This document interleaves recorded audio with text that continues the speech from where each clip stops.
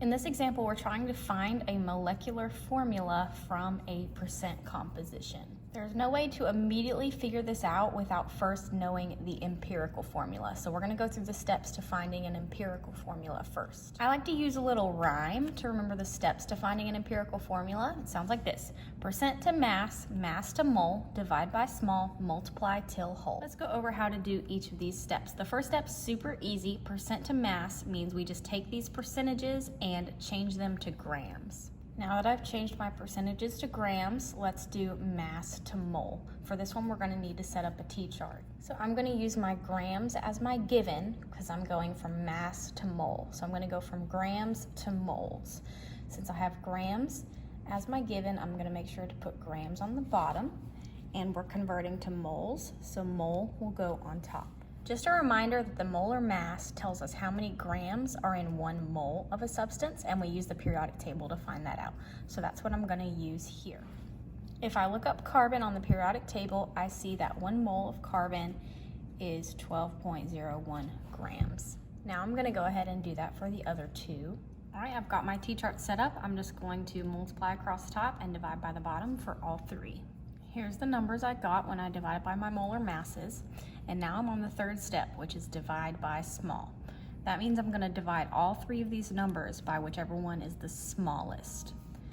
2.74 is my smallest, so I'm going to divide all 3 of those numbers by 2.74. For this first one, I get 1.49. I'm going to go ahead and round that up to 1.5. For this next one, I get 2.5. And for the last one, I get 1. One of the answers should always be 1 because you're dividing something by itself. So the last step is kind of just used as needed. Sometimes you will already get all whole numbers, but if you ever end up with decimals at this point, then you're going to do the step multiply until whole. A good rule of thumb is that if the decimals are anywhere between 0.2 and 0.8, you're going to want to multiply. If it's ever 0.1 or 0.9, you can just go ahead and round that up to the nearest whole number.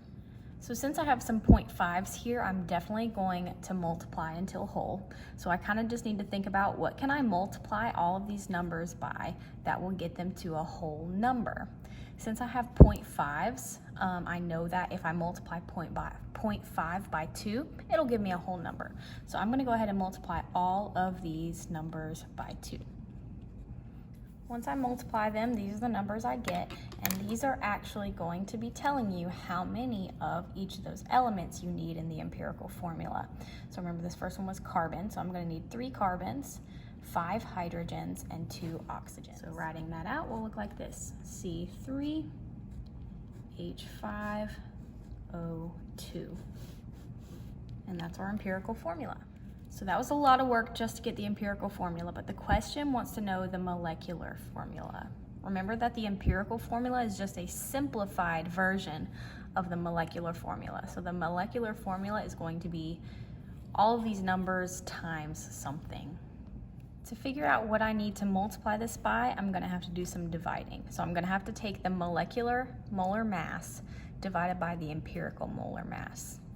In the question, it tells us the molecular molar mass is 146.14 grams. So we need to figure out what the empirical molar mass is to go on the bottom. So I'm going to write out all the elements I have: carbon, hydrogen, and oxygen. I'm going to write out their molar masses, which we already found up here.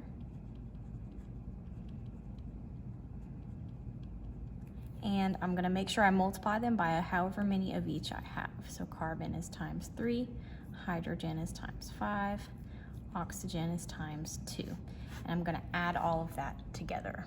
When I add that together, I get 73.07 grams. So that's going to go on the bottom.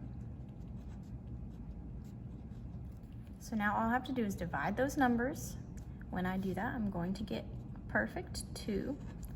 So what that number means is that the molecular formula is actually twice as big as the empirical formula. So I'm going to multiply everything in the empirical formula by 2. So instead of 3 carbons, I'm going to have 6 carbons. Instead of 5 hydrogens, I'm going to have 10. And instead of 2 oxygens, I'm going to have 4. And that is our molecular formula.